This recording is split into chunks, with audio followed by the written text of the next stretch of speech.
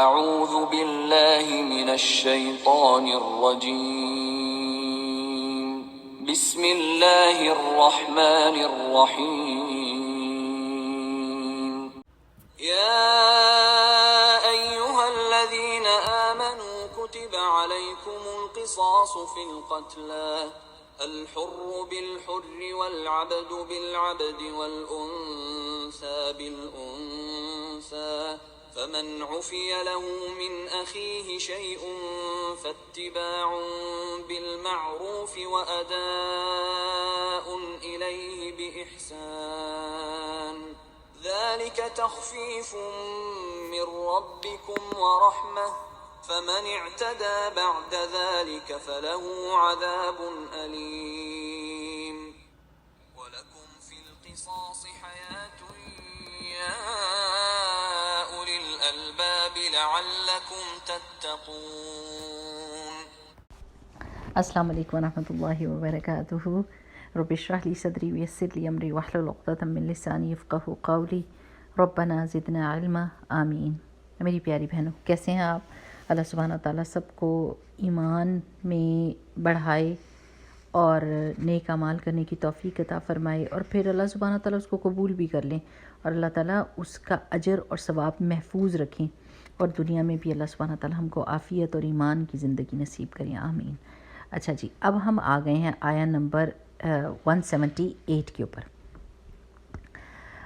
یہ آیت قصاص کے بارے میں، اور قصاص میں انصاف کا معاملہ.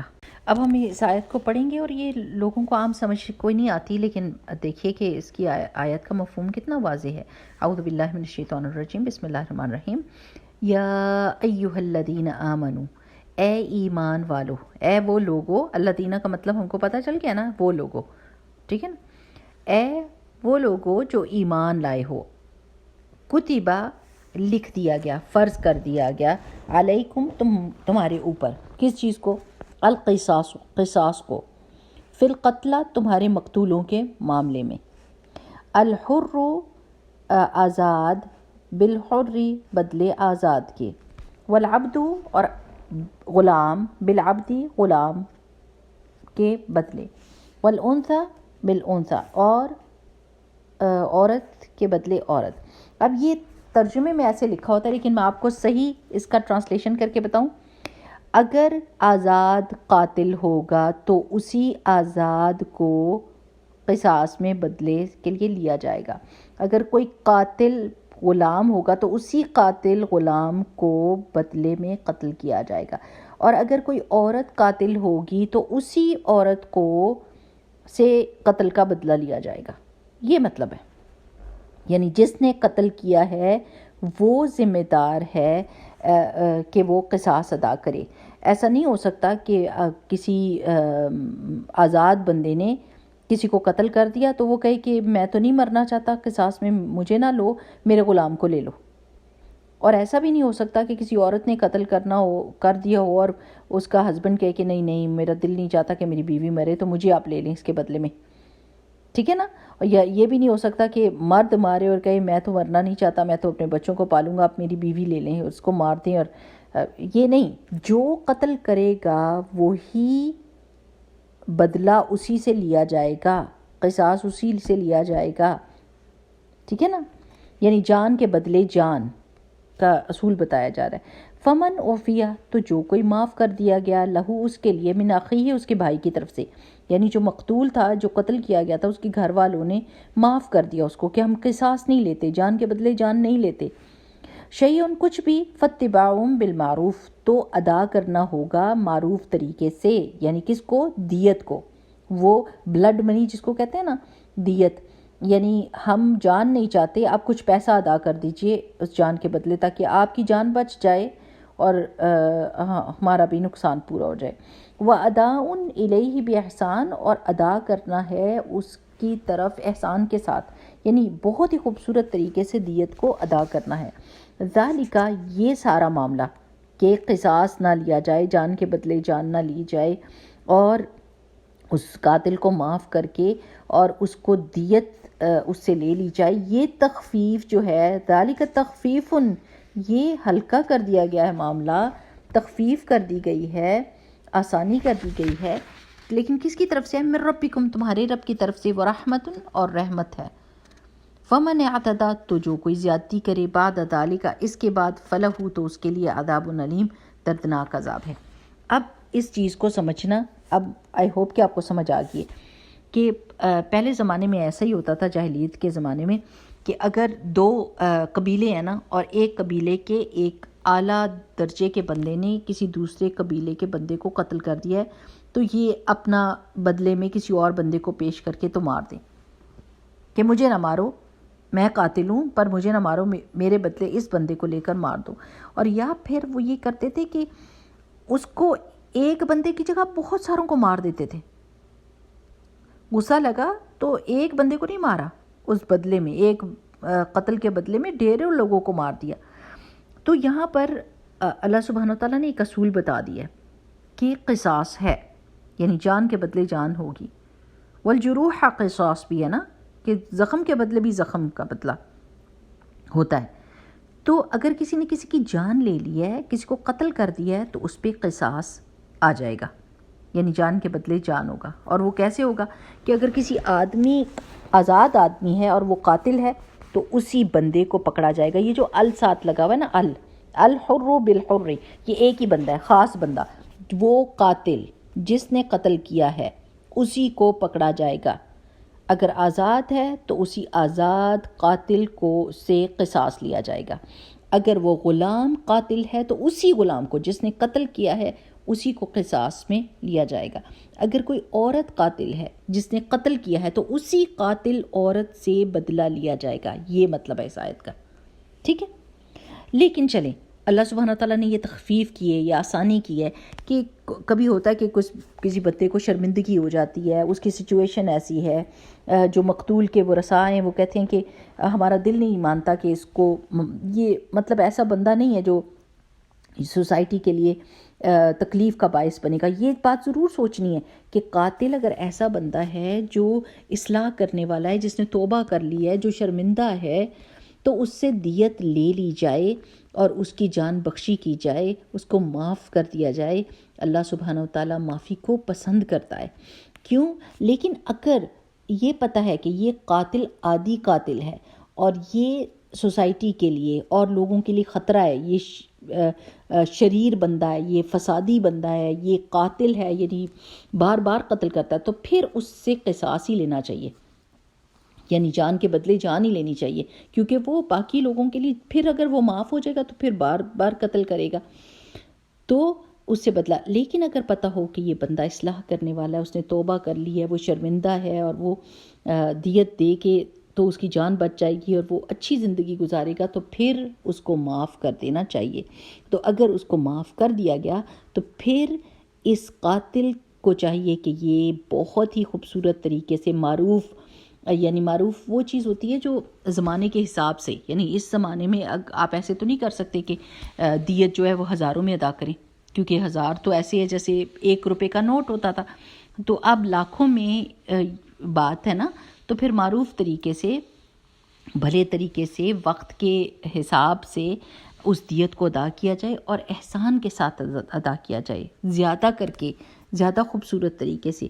اور یہ ایک اللہ تعالیٰ کی طرف سے بہت رحمت ہے کہ اللہ تعالیٰ نے قصاص کے بیچ میں بھی ریلیکسیشن رکھی ہے، کہ یہ دونوں آپشنز ہم کو دیے ہیں کہ جان کے بدلے جان بھی لی جا سکتی ہے اور دیت بھی دی جا سکتی ہے۔ اب یہ جان کے بدلے جان یہ بندہ اپنے اوپر لے کر نہیں کر سکتا کہ اب مر گیا تو جا کے خود ہی مار دیا دوسرے کو، نہیں، قاضی کے پاس جائے گا معاملہ اور پراپر طریقے سے، یعنی کہ اس چیز کو ہینڈل کیا جائے گا۔ یہ ہر بندہ قانون کو اپنے ہاتھ میں نہیں لے سکتا، ٹھیک ہے نا، یہ بات تو پکی ہے نا، یہ تو سب کو پتہ ہے۔ تو اللہ تعالیٰ کہتے ہیں فَمَنْ اعْتَدَىٰ بَعْدَ ذَلِكَ، اب مقتول کے ورثاء نے دیت لے لی، اس سے دیت لے لی، اور پھر انہوں نے کہا اوہو، جس وقت ہم اس کو دیکھتے ہیں ہمیں غصہ آ جاتا ہے، بچی پھڑکا دو اس بندے کو، دیت بھی لے لی اور اس کو مار بھی دیا۔ تو اللہ تعالیٰ کہہ رہے ہیں فَمَنْ اعْتَدَىٰ بَعْدَ ذَلِكَ، معاف کرنے کے بعد، دیت لینے کے بعد جس نے زیادتی کی، فَلَهُ عَذَابٌ أَلِيمٌ، تو اس کے لیے دردناک عذاب ہوگا۔ ٹھیک ہے نا. یہ کام نہیں کر سکتے کہ پیسے بھی لے لیے اور مار بھی دیا ان کا بندہ. معافی کی کتنی فضیلت اللہ سبحانہ وتعالیٰ نے بتائی ہے نا. سورہ بقرہ میں بھی آیا 237 میں آتا ہے وَأَن تَعْفُوا أَقْرَبُ لِلتَّقْوَىٰ، اور یہ کہ تم معاف کر دو یہ تقویٰ کے زیادہ قریب ہے. اور سورۃ التغابن میں آتا ہے وَإِن تَعْفُوا وَتَصْفَحُوا وَتَغْفِرُوا فَإِنَّ اللَّهَ غَفُورٌ رَحِيمٌ، کہ اگر تم معاف کر دو، درگزر کر دو، بخش دو تو بے شک اللہ سبحانہ تعالیٰ بھی غفور الرحیم ہے. اللہ سبحانہ تعالیٰ آپ کے ساتھ بھی ایسا ہی معاملہ کرے گا. اور اہل جنت کے صفات میں سے یہ آتا ہے کہ الذین ينفقون فی السراء والضراء والکاظمین الغیظ والعافین عن الناس، کہ وہ لوگ جو خرچ کرتے ہیں چھپے اور خوشی میں اور تنگی میں، اور اپنے غصے کو روک کر رکھتے ہیں اور لوگوں کے لیے عافیت کا معاملہ کرتے ہیں. اور سورہ شورى میں آتا ہے فمن عفا واصلح فاجرہ علی اللہ، کہ جو کوئی معاف کرے گا اور اصلاح کرے گا تو اس کا اجر اللہ کے ذمے ہے. تو اصلاح ہو جاتی ہے، معافی سے کافی ساری اصلاح ہو جاتی ہے اور لوگوں میں خیر پھیلتی ہے. دوسرا یہ کہ آپ یہ دیکھیں کہ اللہ سبحانہ تعالیٰ نے اس آیت میں کہا ہے فَمَنْ عُفِيَ لَهُ مِنْ أَخِيهِ شَيْءٌ، بھائی کہا ہے اس کو، یعنی دونوں مسلمان ہیں اور اس کو بھائی کہا ہے. اس کا مطلب ہے کہ اسلام سے خارج نہیں ہوتا. اگر کوئی قاتل ہو جاتا ہے اس سے کبیرہ گناہ تو ہو رہا ہوتا ہے، لیکن وہ اسلام سے خارج نہیں ہو جاتا. جیسے خوارج اور معتزلہ، یہ جو دو گروپ تھے نا، یہ کہتے ہیں کہ جب کسی مسلمان سے کوئی کبیرہ گناہ ہو جاتا ہے تو وہ کافر ہو جاتا ہے، وہ اسلام کے دائرے سے خارج ہو جاتا ہے. تو یہاں پر ان کا رد ہو رہا ہے کہ اللہ سبحانہ وتعالیٰ بتا رہے ہیں کہ ایک کبیرہ گناہ ہوا ہے لیکن اس کو اس کا بھائی قرار دے رہے ہیں اس کو. ٹھیک ہے نا. اگلی آیت کیا ہے؟ وَلَكُمْ، اور تمہارے لیے، تم سب کے لیے یعنی مسلمانوں کے لیے، فی القصاص، قصاص میں یعنی جان کے بدلے جان کا یہ جو حکم ہے، حیاتن، ایک زندگی ہے، یا اولی الالباب، اے عقل والو، اے لب والو، لعلکم، تاکہ تم تتقون، تم بچ سکو. یہ کیسے زندگی کیسے ہو سکتی ہے قصاص میں، جبکہ ایک بندے کے بدلے میں ایک بندہ مارا جا رہا ہے؟ تو دیکھیں کہ جب لوگوں کو یہ پتہ ہوگا کہ قتل میں اگر کوئی قتل کرے گا تو قصاص میں وہ خود مارا جائے گا، تو وہ ڈر جائے گا اور وہ قتل کا ارادہ ہی نہیں کرے گا، وہ اس سے رک جائے گا. اس کو پتہ ہے کہ میری جان جائے گی تو میں کسی دوسرے کی جان کیوں لوں گا. دوسرا یہ کہ اگر کوئی قاتل ہے اور پتہ ہے کہ یہ سوسائٹی کے لیے ایک ڈینجر ہے، وہ ایک خوفناک بندہ ہے، وہ ایک خطرناک بندہ ہے، تو جب اس کو مارا جائے گا تو بہت سارے اور لوگ جو ہوں گے وہ اس چیز سے بچ جائیں گے، ان کی جانیں محفوظ رہ جائیں گی، معاشرہ محفوظ ہو جائے گا، اور ایک بڑے فائدے کے لیے انسان جو ہے وہ ایک چھوٹا نقصان برداشت کر لے گا. اب یہ جو اللہ تعالیٰ نے کہا ہے نا یا اولی الالباب، کہ اے عقل والو، قصاص کے بیچ میں کیا حکمت ہے عقل ہی سمجھ سکتی ہے. جو بندہ غور و فکر کرے اور عقل کرے تو اس کو سمجھ آتی ہے. میں یہ کہتی ہوں کہ آپ ذرا یہ دیکھیں کہ جن ملکوں میں قصاص کا رواج نہیں ہے، یا جو ملک جو ہے نا کیپٹل پنشمنٹ نہیں دیتے، ان لوگوں کے اندر کتنے سیریل کلرز ہیں اور وہ بچ جاتے ہیں. کبھی وہ دماغی اس کا کر کے بچ جاتے ہیں، کبھی کس طرح بچ جاتے ہیں، لیکن اتنے قتل ہوتے ہیں، اتنے لوگ قتل ہوتے ہیں، لیکن چونکہ ان کو پتہ ہے کہ ہم بچ جائیں گے تو اس لیے وہ قتل کرتے رہتے ہیں اور کسی نہ کسی طریقے سے اپنے آپ کو چھڑا لیتے ہیں. لیکن جب ایک اسلامی حکومت ہوگی، شریعت نافذ ہوگی اور پتہ ہوگا کہ قتل کی یہ سزا ہو کر رہے گی، میری جان بھی جا سکتی ہے، تو انسان اس گناہ سے، اس زیادتی سے بچا رہتا ہے اور دوسرے لوگ بھی محفوظ رہتے ہیں. لیکن اس چیز کو سمجھنے کے لیے انسان میں عقل ہونی چاہیے، کیونکہ عقل کے بغیر سارے لوگ کیا کہتے ہیں، یہ تو بڑی جارحانہ اور یہ تو بڑا ظالمانہ قانون ہے. اگر آپ نے یہ کام نہیں کیا تو پھر سارے کا سارا معاشرہ جو ہے وہ ڈر اور خوف کے بیچ میں رہتا ہے، اور ادھر قاتل جو ہیں وہ پنپتے ہیں، بجائے اس کے کہ قتل کا ختم ہو رواج، قتل زیادہ ہو جاتا ہے. اور ایسے بہت سارے ملک ہیں جہاں پر ہم دیکھ سکتے ہیں کہ وہاں پر قتل کتنے فریکوینٹلی ہوتے ہیں اور وہاں پر سیریل کلرز کتنے زیادہ ہوتے ہیں، جب کہ آپ ان کو سزا نہیں دے رہے، آپ ان کو قید کر دیتے ہیں، آپ ان کو کچھ بھی کر دیتے ہیں، لیکن آپ ان کو مارتے نہیں.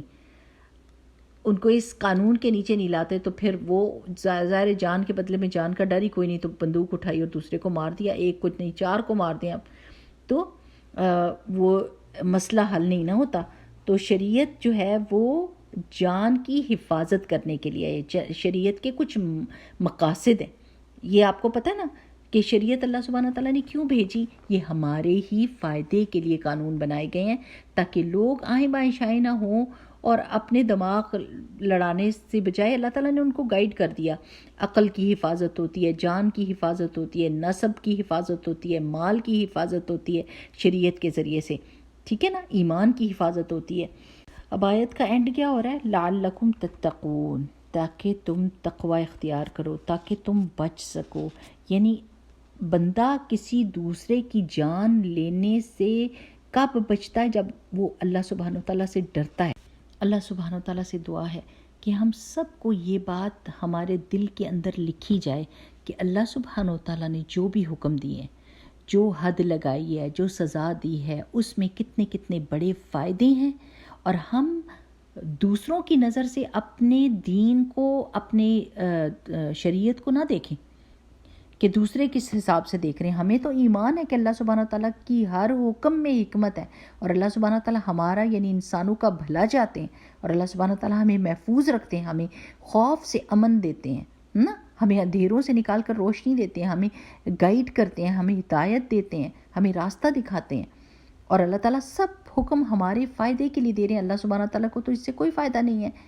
تو یہ پتہ چل گیا، تو پھر جب دوسرے ہمارے دین کے بارے میں بات کریں گے تو ہم ان کو اچھے طریقے سے سمجھا سکیں گے کہ بھائی دیکھو کہ اگر ایک قاتل جو ہے آپ اس کو مار رہے ہو تو اس میں رحم کی بات نہیں ہے کہ آپ قاتل کا کیوں ساتھ دے رہے ہیں، آپ اس کے لیے کیوں ہمدردی رکھ رہے ہیں کہ قاتل کو نہ مارا جائے، اس کو کیوں پروٹیکٹ کر رہے ہیں جس نے ایک دوسرے بندے کی جان لی، اور ہو سکتا ہے کہ وہ اور لوگوں کی بھی جان لے جب وہ شرمندہ نہیں ہے، جب وہ ایک شرپسند ہے اور وہ فاسق ہے، اور وہ ہو سکتا ہے کہ دوبارہ یہی گناہ کرے۔ تو پھر اگر ایک بندہ مارا جائے گا تو ہزاروں لاکھوں کو جو ہے نا یہ پیغام چلا جائے گا کہ don't do this, this is something which is going to take your life as well, یہ آپ کی جان کے لیے بھی خطرہ ہے۔ تو ہمیشہ اپنے دین اور کی باتوں کو آرام سے، غور و فکر سے، سوچ سمجھ کے اور اس کا جواب تیار رکھنا چاہیے ان لوگوں کے لیے جو دین کو نہیں سمجھتے اور جو ہمارے دین میں کوشچن کھڑا کرتے ہیں، ان کو بتانے کے لیے۔ اور آج آپ کو یہ پچھلی آیت بھی سمجھ آ گئی ہے کہ جو قتل کرے گا وہی پکڑا جائے گا، اسی سے قصاص لیا جائے گا، کیونکہ اکثر و بیشتر لوگوں کو آیات سمجھ بھی نہیں آتی، وہ ترجمہ پڑھ کے کنفیوز ہو جاتے ہیں اور الٹ پلٹ باتیں کرنی شروع کر دیتے ہیں۔ تو اللہ سبحانہ تعالیٰ سے دعا ہے کہ اللہ تعالیٰ ہمیں حکمت عطا فرمائے۔ جی یہ جو اللہ تعالیٰ نے کہا ہے اولی الالباب، اللہ تعالیٰ ہم کو ان میں سے کرے جو عقل والے ہیں، متقین میں سے کرے اللہ سبحانہ تعالیٰ، اور اللہ تعالیٰ ہمیں توفیق دے کہ ہم خود بھی سیدھے راستے پر چلیں اور دوسروں کی بھی مدد کریں اور اللہ تعالیٰ کے حکم کو کی پاسداری کرنے والے ہوں۔ آمین۔ سبحانک اللہم و بحمدک، نشہد ان لا الہ الا انت، نستغفرک و نتوب الیک۔ السلام علیکم و رحمۃ اللہ وبرکاتہ۔